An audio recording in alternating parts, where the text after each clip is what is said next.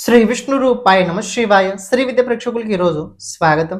ఈరోజు మనము మీన రాశి వారికి 16th జూన్ నుంచి 30 జూన్ వరకు రాశి ఫలాలు ఏ ప్రకారంగా ఉండబోతున్నాయి ఇప్పుడు మనం తెలుసుకోబోతున్నాము. ఈ రాశి ఫలాలు ఏవైతే ఉన్నాయో గోచరం లోపల నడుస్తున్న గ్రహస్థితి ఆధారంగా అయితే నిర్మితం చేయడం జరిగింది. మీ జాతకంలో ఉన్న గ్రహస్థితి నడుస్తున్న దశ అంతర్దశ అనుసారంగా ఈ రాశి ఫలాలు మీరు తెలుసుకోవడానికి ప్రయత్నించండి. ఎవరైతే మన ఈ ఛానల్ని ఇంతవరకు సబ్స్క్రైబ్ చేసుకోలేదో ఛానల్ని ప్రతి ఒక్కరూ సబ్స్క్రైబ్ చేసి పెట్టుకొని పక్కన నోటిఫికేషన్ పైన క్లిక్ చేసి పెట్టుకోండి. మీ దగ్గర డేట్ ఆఫ్ బర్త్ ఉంది, మీ దగ్గర టైమ్ ఆఫ్ బర్త్ ఉంది, మీ దగ్గర ప్లేస్ ఆఫ్ బర్త్ ఉంది, మీ జన్మ వివరాలు మీకు పూర్తిగా తెలుసు. కానీ మీ దగ్గర జాతకం లేకపోయినట్లయితే www.astrosomsundar.com ఈ వెబ్సైట్ లోపల వెళ్ళి ఫ్రీ హోరోస్కోప్ డౌన్లోడ్ చేసుకోవడానికి ప్రయత్నించండి. మీ డీటెయిల్స్ అందులో ఫిల్ చేయండి. మీకు ఒక పీడిఎఫ్ వచ్చుద్ది. అందులోపల మీ గోచరం లోపల నడుస్తున్న గ్రహస్థితి అలాగే నడుస్తున్న దశ అంతర్దశ కూడా అందులో వివరం అయితే ఉంటుంది. కుదిరినట్లయితే చూడడానికి మీరు ప్రయత్నించండి. బికాజ్ ఎందుకంటే గోచరంలో గ్రహస్థితి కూడా మీ జాతకంతో పాటు కనెక్ట్ అయ్యి మీకు ఫలాదేశాలు అయితే ఇవ్వడం జరుగుద్ది. ఒక మాట చెప్తే తెలుసుకోండి. కాలచక్రం లోపల 12వ రాశి మీన రాశి. ఈ మీన రాశి వారికి ప్రెజెంట్ చూసుకున్నట్లయితే గురు బలం ఉన్నా కూడా గురు బలం ఉన్నా కూడా మీ పంచమ భావం పాపకర్తర యోగంలో ఉంది అని, అలాగే మీ రెండో భావం కూడా పాపకర్తర యోగంలో ఉంది. పంచమ భావం అలాగే రెండో భావం ఇది చాలా ఇంపార్టెంట్.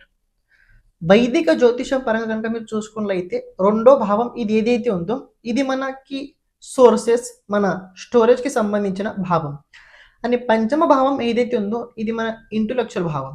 ఇంటలెక్చువల్ హౌస్ మన బుద్ధిమత్త మన తెలివితేటలు ఏదైతే ఉందో అది పంచమ స్థానం నుంచి ఆలోచిస్తారు. ఈ హౌస్ పాపకర్త యోగంలో ఉంది. ఇందులో ఎవరు ఉన్నారు? మీ రాశాధిపతి ఉన్నాడు. ఇందులో ఎవరున్నారు? మీ 10th లార్డ్ ఉన్నారు. ఇందులో మరి ఇంకా ఎవరున్నారు? ఇందులో మీ అష్టమాధిపతి కూడా ఉన్నారు. ఇందులో తృతీయాధిపతి కూడా ఉన్నారు. శుక్రుడు దేవగురు బృహస్పతి పాపకర్త యోగంలో రావడం వల్ల, అది పైగా పంచమ స్థానంలో ఉండడం వల్ల మీరేవైతే కోరుకుంటున్నారో మీరు ఏవైతే కోరుకుంటున్నారో అవి అలా జరగవు. గురు బలం ఉన్నా కూడా మీరు ఏవైతే కోరుకుంటున్నారో అవి అలా జరగవు. 6th లార్డ్ 4th హౌస్లో ఉండబోతున్నాడు సూర్యుడు.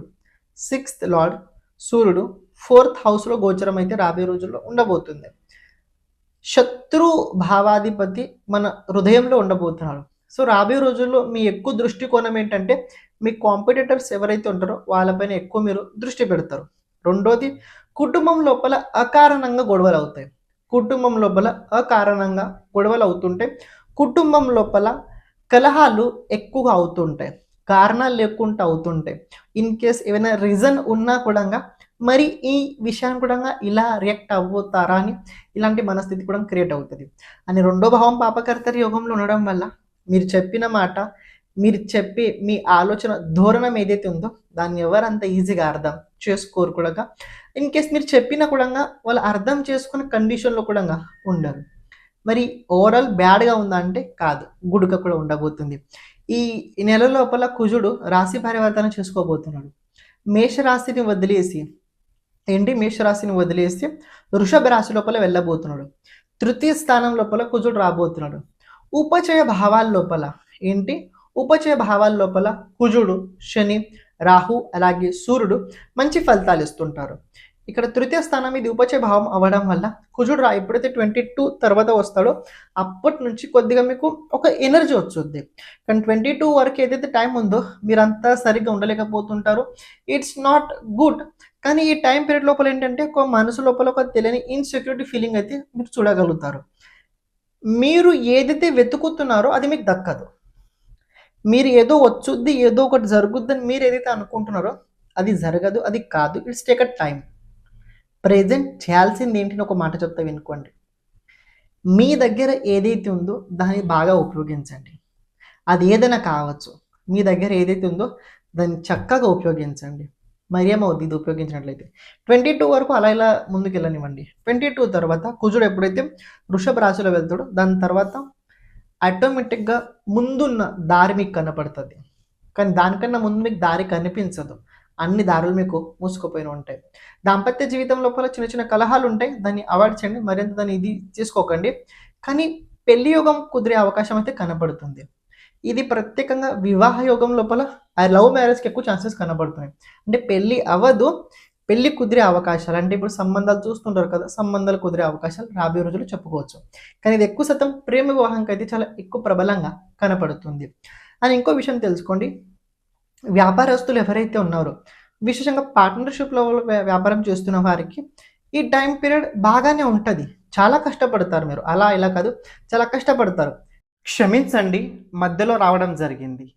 ఎవరైతే మీ జాతకం గురించి, జాతకంలో ఉన్న గ్రహాలు భావ అనుసారంగా వాళ్ళ ప్రభావం మన జీవితం పైన ఎలా ఉంటుంది తెలుసుకోవాలనుకున్నట్లయితే ఓకే. దాంతో పాటు జాతకంలో రాబోయే దశ అంతర్దశ, రాబోయే 10 సంవత్సరాలు ఎలా ఉండబోతుంది తెలుసుకోవాలనుకున్నట్లయితే, లేకపోతే మన జీవితం లోపల ఎప్పుడు ఎలాంటి సమయం రాబోతుంది, ఏ దశ మనకు అనుకూలంగా ఉంటుంది, ఏ దశగా మనకు అనుకూలంగా ఉండదు, ఏ దశ లోపల మనం ఎలాంటి పరిహారాలు చేసుకోవాలి, ఇలాంటి కనుక జాతకంకి సంబంధించిన మొత్తం విషయాలు కనుక మీరు తెలుసుకోవాలనుకున్నట్లయితే తప్పకుండా మీరు వాట్సాప్ సంప్రదించడానికి ప్రయత్నించండి. అలాగే ఇప్పుడు ప్రత్యేకంగా మనం చేస్తుంది ఏంటంటే, ప్రతి ఒక్క జాతకుడికి వీడియో చేయడం అయితే జరుగుతుంది. అంటే ఎవరికైతే అవసరం ఉన్నదో వాళ్ళకి వీడియో ఫార్మాట్లో అయితే వాళ్ళ జాతకం చెప్పడం జరుగుద్ది. అంటే ఏంటంటే, ఒక బోర్డు పైన మీ జాతకం గురించి మొత్తం విశ్లేషణ చేయడం జరుగుద్ది.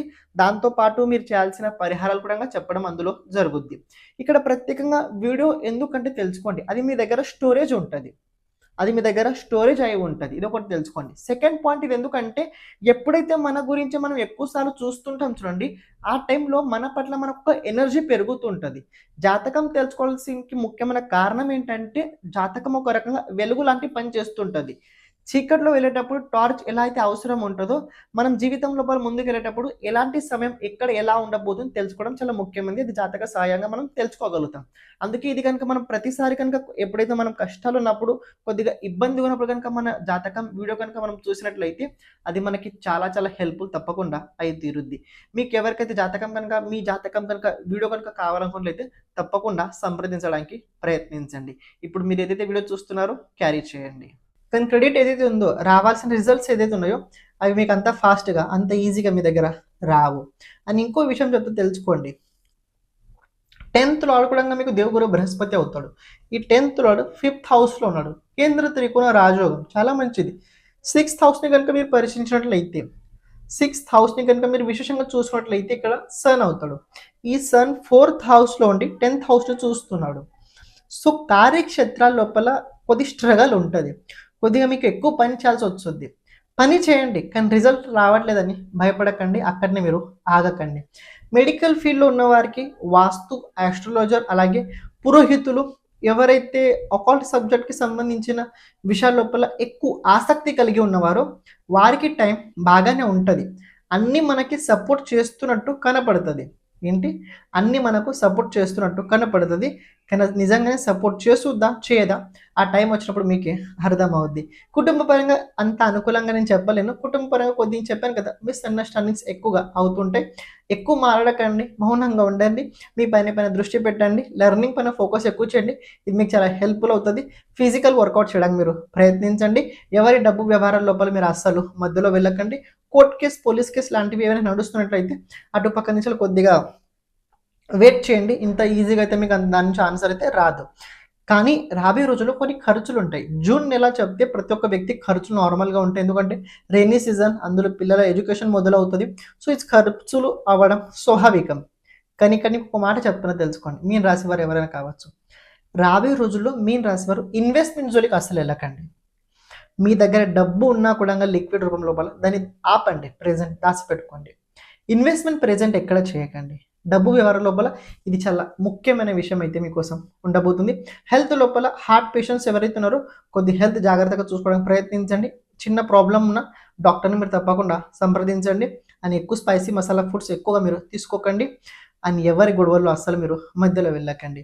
ఏమైనా డౌట్స్ ఉన్నట్లయితే కింద కమెంట్ చేయడానికి ప్రయత్నించండి. ఒక రెమెడీ చెప్తాను, ప్రతిరోజు చేయండి. ఉగ్రం వీరం మహావిష్ణుం జ్వలంతం సర్వతోముఖం నరసింహం భీషణం భద్రం మృత్యుం నమామ్యహం. నరసింహస్వామి ఈ మంత్రాన్ని ప్రతిరోజు 20 minutes ధ్యానం చేయడానికి ప్రయత్నించండి. నరసింహస్వామి ఈ మూల మంత్రాన్ని 20 minutes మీరు ధ్యానం చేయడానికి ప్రయత్నించండి.